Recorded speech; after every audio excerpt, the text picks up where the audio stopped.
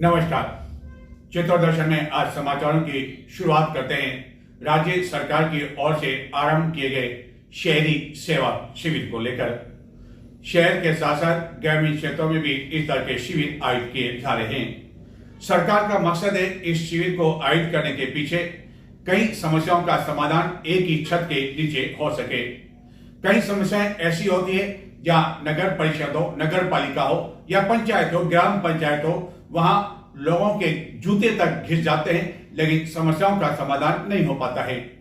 लेकिन सरकार की मंशा के विपरीत जो ये शिविर इन दिनों आयोजित किए जा रहे हैं, इस तरह का शिविर चित्तौड़गढ़ के कुंभानगर क्षेत्र में शनिवार को आयोजित किया गया। विभिन्न वार्डों के कई लोग पहुंचे, लेकिन इनमें अधिकांश लोग ऐसे थे जिन्होंने यह समस्या बताई कि उनके घर के बाहर सफाई नहीं हो रही है, नियमित सफाई नहीं होती है, नगर परिषद के कर्मचारी सफाई नहीं करते हैं, नालियों की सफाई नहीं हो रही है। इस तरह की समस्या और शिकायत लेकर पहुंचे। लेकिन सवाल ये उठता है कि इस तरह की जो समस्याएं है जिसकी शिकायत नहीं आनी चाहिए, नगर परिषद के सफाई कर्मचारियों का काम है, तो आखिरकार ऐसे क्या कारण है जिसके कारण लोगों को इस तरह की शिकायतें लेकर भी यहाँ शिविर में पहुंचना पड़ रहा है। राज्य सरकार की ओर से राजस्थान में 1 महीने के लिए आरंभ किया गया शहरी सेवा शिविर। शहरी सेवा शिविर का उद्देश्य यह कि एक ही छत के नीचे चाहे शहर के लोगों चाहे ग्रामीण क्षेत्र के लोगों, उनके लिए भी इस तरह का शिविर ग्रामीण क्षेत्रों में आरंभ किया गया कि एक ही छत के नीचे विभिन्न समस्याओं का समाधान हो सके।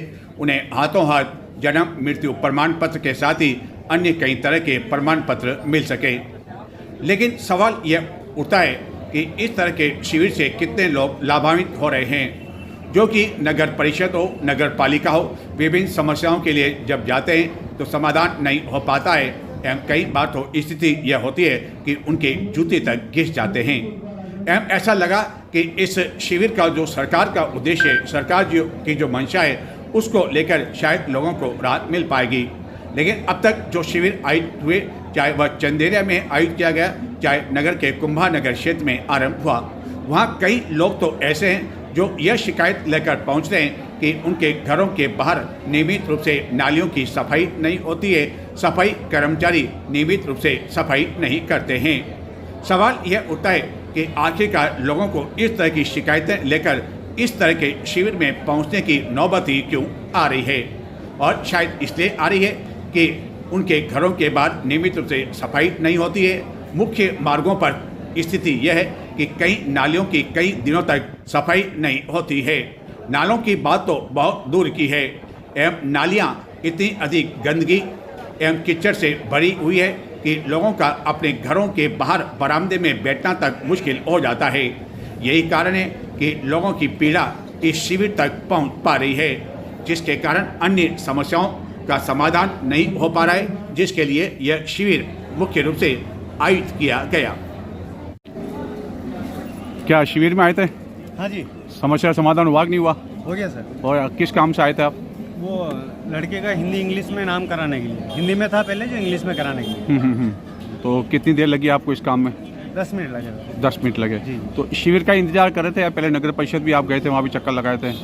नहीं, पास में है वैसे तो, और चले जाते हैं, वहाँ पे भी बराबर काम करते हैं, यहाँ पे भी करते हैं। तो ये जो सरकार जो शिविर लगा रही है, जी जी संतुष्ट हैं आप? जी बिल्कुल। संतुष्ट। राजस्थान के कई जिलों में मानसून की विदाई हो चुकी है। चित्तौड़गढ़ में मानसून की विदाई से पूर्व शनिवार सायं हुई बारिश से लोगों को राहत मिली। चित्तौड़गढ़ जिले में भी कई स्थानों पर अच्छी बारिश होने की जानकारी है। चित्तौड़गढ़ जिले के बड़ी सादड़ी कस्बे में तो इस दौरान झमाझम बारिश हुई। बारिश होने से चित्तौड़गढ़ में बाजार भी अपेक्षाकृत जल्दी बंद हो गए।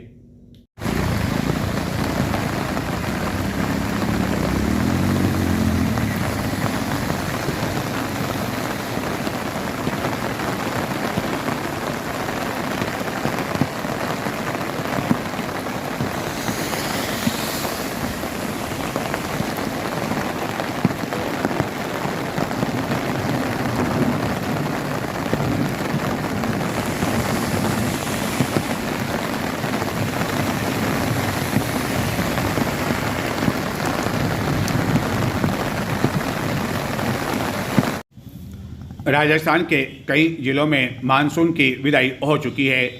हालांकि पश्चिमी राजस्थान के कुछ जिलों समेत अन्य जिलों में अभी तक विधिवत रूप से विदाई नहीं हुई है। मानसून की विदाई से पहले चित्तौड़गढ़ नगर में शनिवार सायं बारिश प्रारंभ हुई, जो रात्रि तक रुक रुक कर बारिश का दौर बना रहा। बारिश होने से लोगों को काफ़ी अधिक राहत मिली, खास तौर पर गर्मी से वह परेशान हो रहे थे। बड़ी सारी में तेज बारिश होने से लोगों के चेहरे खिल उठे। इसी तरह चित्तौड़गढ़ जिले के निम्बाड़ा कस्बे समेत अन्य कई स्थानों पर भी अच्छी बारिश होने की जानकारी है एवं कई स्थानों पर पानी इतना अधिक भर गया कि लोगों को परेशानी उठानी पड़ी। यह हाल है चित्तौड़गढ़ जिले के बड़ी सादरी कस्बे में हुई झमाझम बारिश, जिसके कारण कई दुकानों एवं घरों में भी पानी घुस गया। लोगों का कहना है कि इतनी झमाझम बारिश तो उन्होंने जब मानसून पूरी तरह से सक्रिय था तब भी नहीं देखी थी और इस बारिश का कई बच्चों ने भी नहाकर आनंद लिया।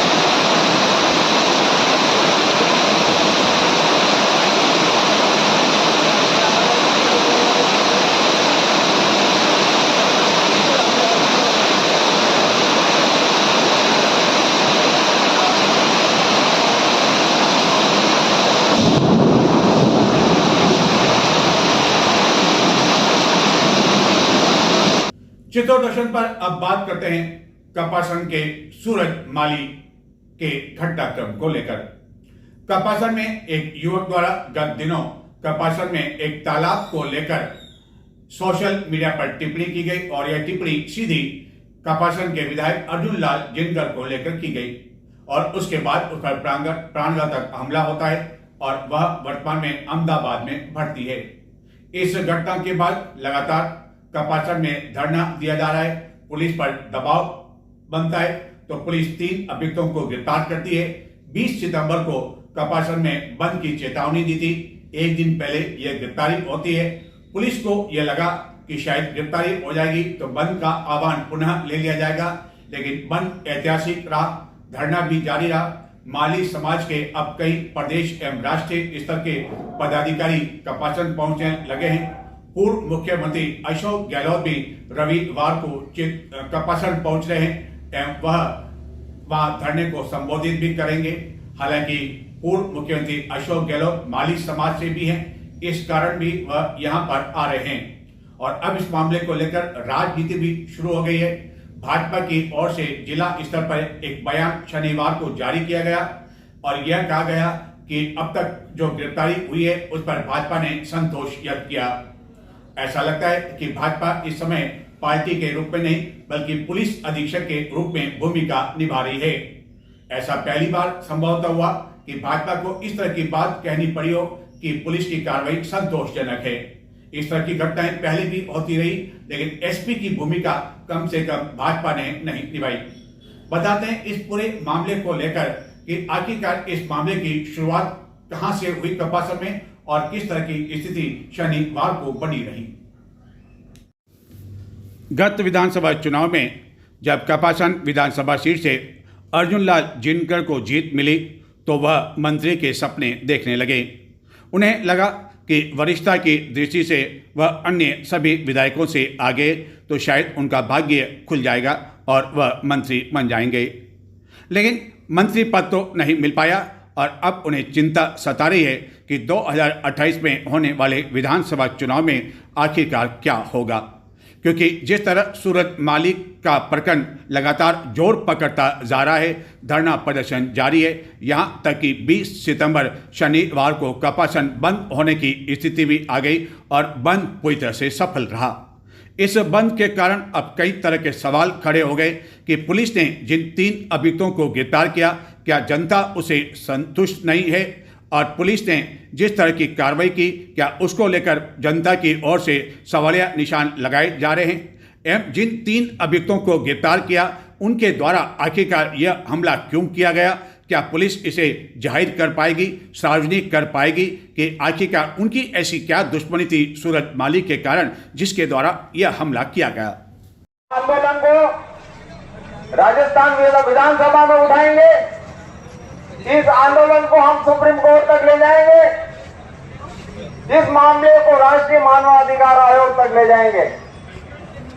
ये नहीं कि वो चंद चाटुकार जो गो माफियाओं के, दलालों के और बजरी माफियाओं के इशारे पर आम जनता को परेशान करते हैं, ये कपासन की जनता बर्दाश्त नहीं करेगी। साथियों, ये दुर्भाग्य रहा है कि कपासन की जनता ने हर अत्याचार को सहन किया है। साथियों, शुरुआत हुई जब गलत लोग सत्ता में काबिज हुए, पूरे सब विभागों को अपने कब्जों में किया। कुछ दिनों पहले राजकीय महाविद्यालय में जो जैन समाज के कौशल कुमार जी प्रधानाचार्य थे, उनके झगड़ा हुआ। वहां एक 60 लाख का टेंडर आया था। उस 60 लाख के टेंडर के कमीशन के चक्कर में झगड़ा हुआ था और बेचारे उस प्रधानाचार्य ने कहा, न तो खाऊंगा, न गलत काम करूंगा, न भ्रष्टाचार करूंगा। तो उसको उसके विद्यालय में जाकर के मारपीट की और उस प्रधानाचार्य के खिलाफ मुकदमा दर्ज कराया। वाकई मैंने सुना था कि ये चित्तौड़ की धरती है, ये महाराणा प्रताप की धरती है, ये एकली की महाराज की धरती है, ये सावरिया सेठ की धरती है, कि यहाँ की धरती में से वो ताकतवर योद्धा पैदा होते हैं जो अन्याय के लिए अपनी जान भी खुशी खुशी देने के लिए तैयार है। मैं 3 नारों के साथ समापन करूंगा। सूरज बाड़ी को दोनों हाथ ऊपर करके उठा करके लगना चाहिए और उस प्रशासन को भी लगना चाहिए जो उसके परिवार को डराने और धमकाने का काम कर रहा है। उसको लगना चाहिए कि ये सारे लोग उस परिवार के ही लोग हैं। कितने लोगों को मारोगे, कितने लोगों को धमकाओगे, वो पता चल जाएगा आपको।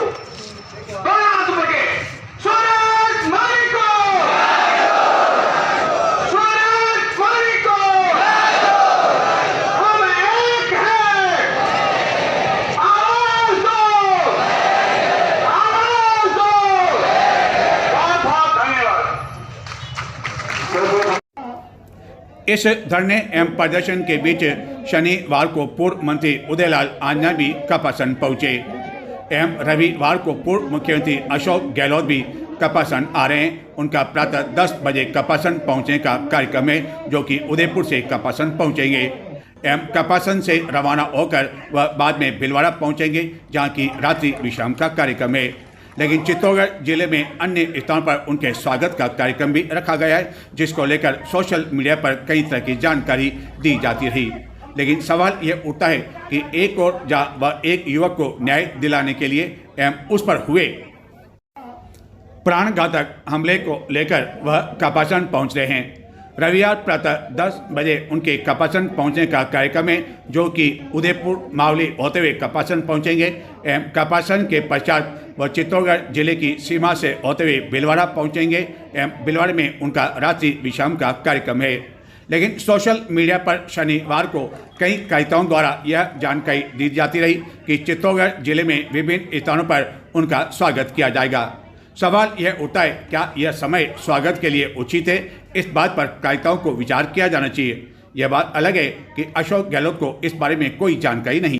कपासन में स्थित है एक मंदिर, जहां कुछ वर्षों पहले कपासन के विधायक अर्जुन लाल जिनगर पहुंचे थे एवं अपनी पगड़ी उन्होंने उतार दी थी, भगवान को समर्पित कर दी और यह सौगंध कई कार्यकर्ताओं के बीच ली कि जब तक राजेश्वरी तालाब, जो कि कपासन के लिए एक महत्वपूर्ण तालाब है, उस तालाब में वह पानी नहीं लाते हैं, जब तक अपनी पगड़ी वह पुनः नहीं पहनेंगे। बताते हैं आपको आखिरकार कौन सा मंदिर था जहां की उन्होंने इस तरह की सौगंध ली थी। वोटों की राजनीति ऐसी है जो कि राजनेताओं को काफ़ी कुछ करने के लिए मजबूर कर देती है।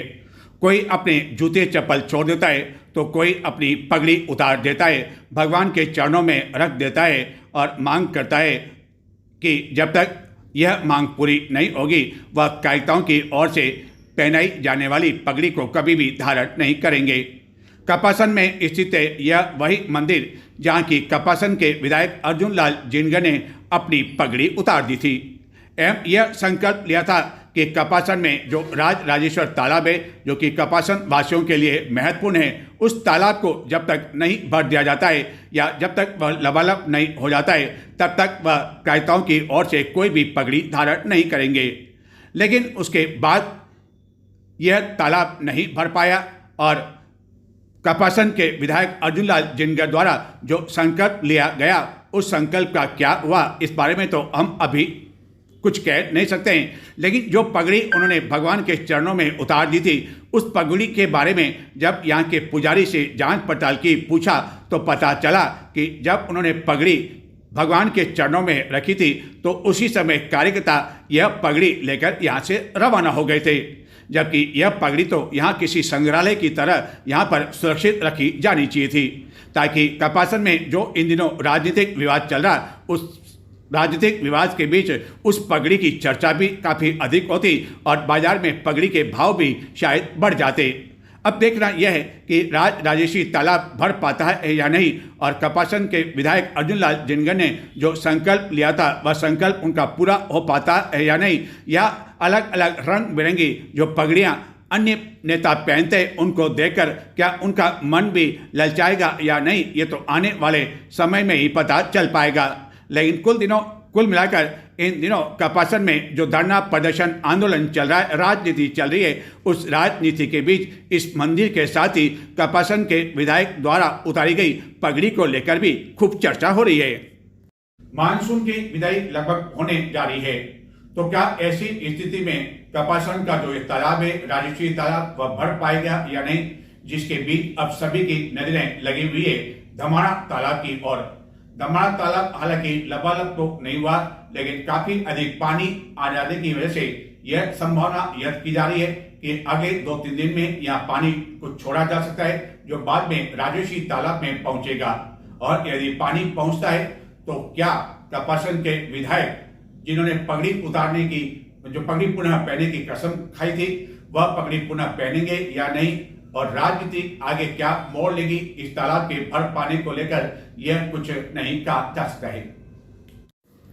यह है कपासन उपखंड क्षेत्र का धमाड़ा तालाब, जहाँ के इन दिनों काफ़ी अधिक पानी की आवक हो चुकी है।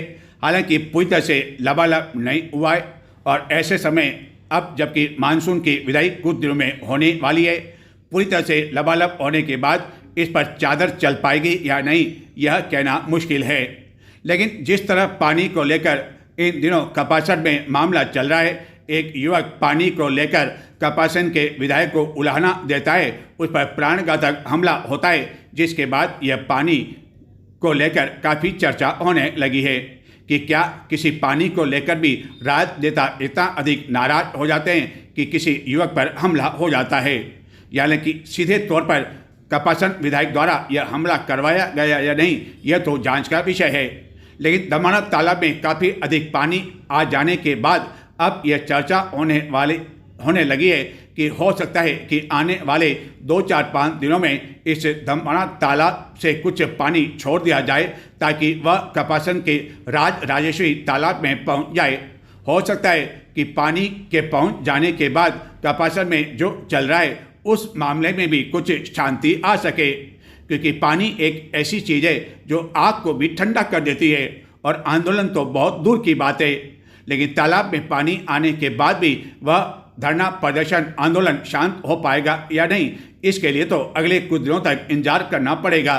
लेकिन सवाल यह उठता है कि पुलिस ने जिन 3 अभियुक्तों को गिरफ्तार किया, उनकी गिरफ्तारी को लेकर जनता आखिरकार संतुष्ट क्यों नहीं हो पा रही है।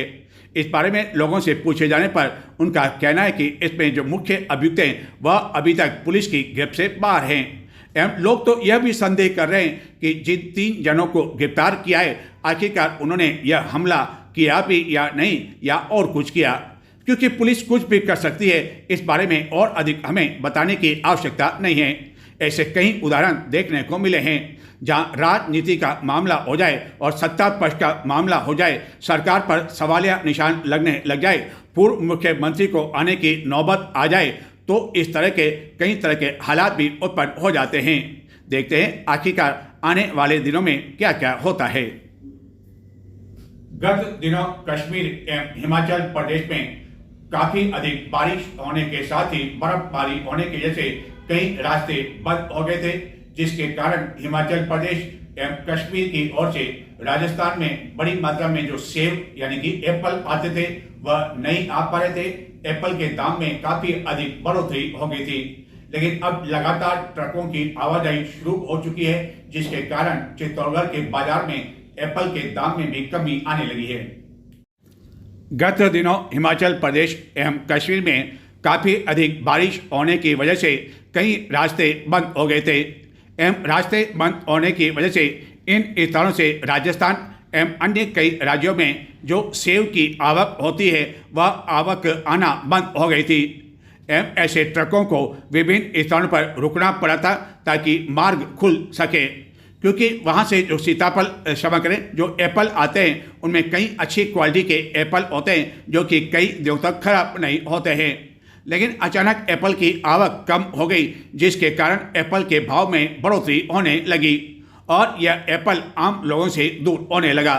लेकिन अब जबकि रास्ता खुल चुका है एवं ऐसे कई ट्रक जो कि फंसे हुए थे वह अब राजस्थान के साथ ही अन्य कई राज्यों में आने लगे हैं एवं इसका असर इसके भाव पर भी पड़ा है।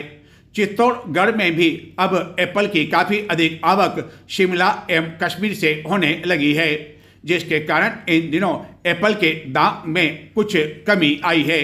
लेकिन यह भी माना जा रहा है कि नवरात्रि शुरू होने में अब अधिक समय नहीं है और कई लोग नवरात्रि के दिनों में 9 दिन तक व्रत भी रखते हैं और उस समय वह फल का सेवन भी करते हैं। तो हो सकता है कि एप्पल के दाम में जो कुछ कमी अभी हुई है वह बढ़ोतरी शायद नवरात्रि के दिनों में फिर से देखने को मिलेगी। लेकिन हाल फिलहाल तो जब तक नवरात्रि शुरू नहीं होती है तब तक आप एप्पल खाने का आनंद ले सकते हैं। हालांकि चित्तौड़गढ़ के डाल पक सीताफल आना शुरू बाजार में नहीं हुए हैं, लेकिन उदयपुर के आसपास वाले सीताफल की आवक अब अवश्य बाजार में आने लगी है। हालांकि कहा जाता है कि यदि मिठास है तो चित्तौड़गढ़ दुर्ग के डाल पक सीताफल की होती है एवं अन्य सीताफल की मिठास इतनी अधिक नहीं होती है। हालांकि इसकी आवक तो बाजार में शुरू हो चुकी है। जरूरतमंद बच्चों को अध्ययन से जोड़ना यह काम बखूबी के साथ कर रहा है एमटी संस्थान।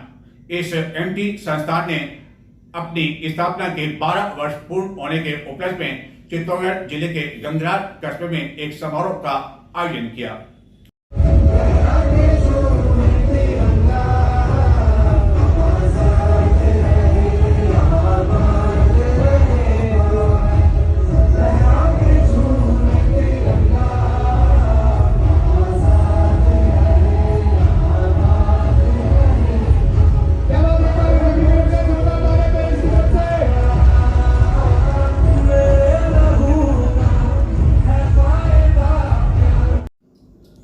निःशुल्क शिक्षा के क्षेत्र में संचालित M2 ने गंगरार में धूमधाम के साथ अपना 12वां स्थापना दिवस पर्व को बेमिसाल 12 वर्ष के रूप में मनाया।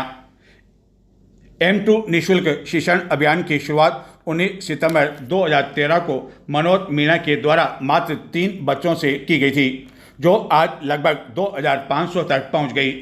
M2 हर वर्ष अपना स्थापना दिवस पर्व के रूप में मनाता है। इसी तरह का स्थापना दिवस का आयोजन गंगरार में आयोजित किया गया। M2 से जुड़े राहुल धाकड़ ने बताया कि M2 ने अपने संघर्ष एवं सफलताओं को याद करते हुए यह अपना स्थापना दिवस मनाया। चतुर्थ श्रेणी कर्मचारी के लिए शनिवार को भी चित्तौड़गढ़ के विभिन्न परीक्षा केंद्रों पर परीक्षा शांतिपूर्ण तरीके से संपन्न हुई एवं शुक्रवार की तरह शनिवार को भी इस परीक्षा में MA पास एवं डिग्रीधारी परीक्षा देने के लिए पहुंचे। सम्राट परिवार से कई युवतियां भी परीक्षा देने पहुंची, जबकि इस परीक्षा के लिए न्यूनतम योग्यता केवल 10वीं उत्तीर्ण रखी गई है। एक ई प्रवेश पत्र होना चाहिए, कलर्ड फोटो होना चाहिए, आधार होना चाहिए। आधार नहीं हो तो ऐसा ID होना चाहिए जो कलर्ड हो, उस पर डेट ऑफ बर्थ मेंशन हो। ब्लू रंग का नीला फेल होना चाहिए। इसके अलावा कोई भी electronic device, phone, mobile, pager कोई भी अलाउ नहीं होगा।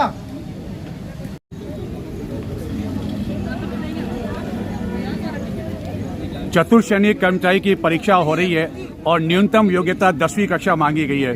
तो क्या इसमें क्या ऐसा कोई परीक्षार्थी है जो कि MA पास है या BA पास है? BA पास है।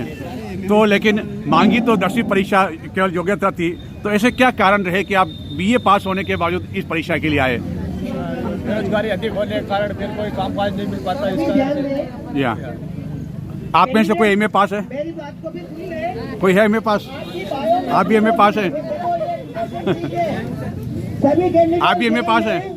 तो क्या कारण रहे कि आपको यहाँ आना पड़ा चतुर्थ श्रेणी कर्मचारी परीक्षा के लिए? बेरोजगारी बढ़ने के कारण हम रोजगार प्राप्त करना चाहते हैं। हाँ। इसलिए हमको रोजगार प्राप्त होने के बाद जो बड़ी कंपटीशन की तैयारी करना चाहिए। और यदि आपका चयन हो गया तो क्या आप चतुर्थ श्रेणी कर्मचारी बन पाएंगे? फिर बनकर हम बड़े की तैयारी बन भी जाएंगे, नौकरी फीस क्या और परीक्षा की आप तैयारी करेंगे?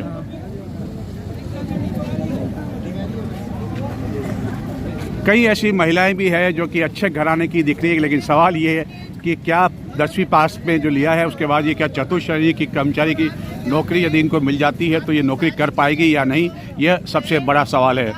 और यहाँ जो है बार बार नियम की जानकारी भी दी जा रही है कि किस तरह नियम की जानकारी रखी जानी चाहिए। मेरा कटु अनुभव है, 5-7 बच्चों के गुम जाते हैं, रास्ते में ही गिर जाते हैं। चतुर्थ श्रेणी भर्ती परीक्षा का आयोजन राजस्थान कर्मचारी चयन बोर्ड की ओर से किया जा रहा है और इस परीक्षा के लिए जिस तरह बड़ी संख्या में अभ्यर्थी आ रहे हैं, MSc MA पास भी आ रहे हैं, तो उसके बाद शायद सवाल यह उठने लग जाएगा कि यदि इन्हें नौकरी मिल गई तो साहब तो होंगे BA पास और चतुर्थ श्रेणी कर्मचारी होंगे MA या MSc पास। तो किस तरह अधिकारी ऐसे चयन किए जाने वाले चतुर्थ श्रेणी कर्मचारियों का तालमेल बैठ पाएगा, यह तो आने वाला समय ही बताएगा। लेकिन शनिवार को चित्तौड़गढ़ के विभिन्न परीक्षा केंद्रों पर आयोजित इस परीक्षा में ऐसे कई परीक्षार्थी थे जो कि न्यूनतम योग्यता 10वीं इस परीक्षा के लिए मांगी गई, लेकिन वह MA पास MSc BA उत्तीर्ण भी थे और अपना भाग्य आजमाने यहाँ पहुँचे। बेटा क्या नाम है आपका? लड्डू। तो लड्डू आप यहाँ क्या करने आए हो? किसको छोड़ने आए हो? बोलो। मम्मी को छोड़ने आए हो? मम्मा जा रही है, बोलो। मम्मी को छोड़ने आए हो? हाँ बोले हाँ। तो ऐसे कई परीक्षार्थी आए हैं जो कि छोटे छोटे बच्चे और उनके पिता आए हैं। माँ यहाँ परीक्षा देने के लिए आई है और वह बार इंतजार करेंगे कि परीक्षा कब संपन्न होगी। आप किसको छोड़ने आए? बच्ची को। बच्ची कहाँ से आप आए? हम देवू तहसील राजगढ़ से। राजगढ़ से आए। तो आपकी जो पुत्री है परीक्षा दे रही है, हाँ। कितनी परीक्षा उसने पास की है? 12वीं पास की। तो क्या कारण रहे कि आपको जो है सरकारी नौकरी जो है बेटी से करवानी पड़ी? अच्छा, विडो कोटे से। तो परीक्षा की तैयारी के हिसाब से चल रही है।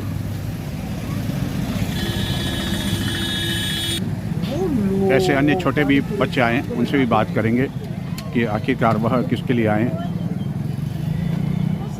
क्या नाम है बेटा आपका? प्रियांश। दिव्यांश। आजकल नाम भी ऐसा अंग्रेजी में हो गया कि समझने में बहुत समय लगता है। तो कौन देने आया परीक्षा देने? कौन आया? दीदी आई, आपकी बहन आई है। अच्छा, तो जब तक परीक्षा जब होगी 2-3 घंटे लगेंगे, तब तक आप यहीं रुकोगे या घर चले जाओगे?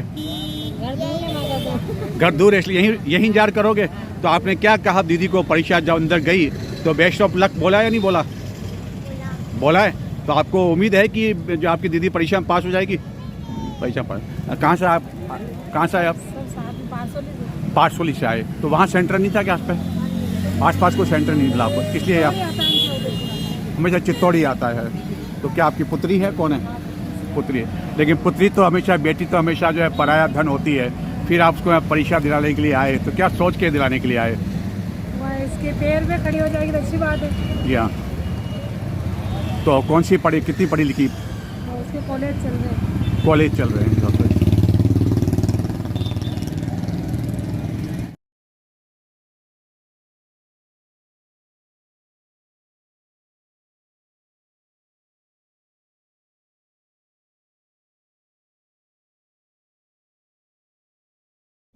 चित्तौड़गढ़ जिले के गंगरा कस्बे में कस्तूरबा आवासीय विद्यालय में 17 वर्षों से विद्यार्थियों को जो बैग वितरित किए जाने थे वसुंधरा सरकार द्वारा वह कमरे में पड़े रहे। कई सरकारें उसके बाद आई चली गई, लेकिन किसी का ध्यान इस बैग की ओर नहीं गया। यहाँ पर सील लगा दी गई थी और ताला जब 17 वर्षों बाद खुला तो लाखों रुपए के जो ये बैग है उसकी हालत ऐसी हो गई कि वह बाजार में कोई कबाड़ी के रूप में भी, सामान के रूप में भी खरीद नहीं सकता है। जगह जगह चूहों ने कुतर दिया। कई बार बारिश भी आई, उससे भी उस कमरे की छत का रिसाव हुआ, यानी कि ये जो थैले हैं पूरी तरह से अनुपयोगी साबित हो गए। चित्तौड़ दर्शन पर इसको लेकर प्रमुखता के साथ शुक्रवार को एक खबर प्रसारित की गई थी। हमें यह कहते हुए काफी अधिक खुशी हो रही है कि कई दर्शकों ने हमें इसके लिए धन्यवाद दिया कि चित्तौड़ दर्शन द्वारा इस तरह की खबर को उठाया गया। लेकिन सवाल यह उठता है कि इतनी बड़ी जो लापरवाही हुई, लाखों रुपए सरकार के इस तरह बर्बाद हो गए, उसके लिए जिम्मेदार कौन है? क्योंकि यह घटना 2008 की है। उसके बाद कई सरकारें आई गई, लेकिन किसी का ध्यान नहीं गया, और जब गया तो हालत ऐसी थी। क्या किसी जिम्मेदार अधिकारी के खिलाफ कार्रवाई होगी? शायद कार्रवाई इसलिए नहीं होगी क्योंकि उस समय के जिम्मेदार अधिकारी शायद अब तक तो रिटायर्ड हो गए होंगे। इस दुनिया में है भी या नहीं वह कहा नहीं जा सकता है, लेकिन उम्मीद की जानी चाहिए कि भविष्य में कम से कम इस तरह की स्थिति और कहीं भी देखने को नहीं मिले। नमस्कार।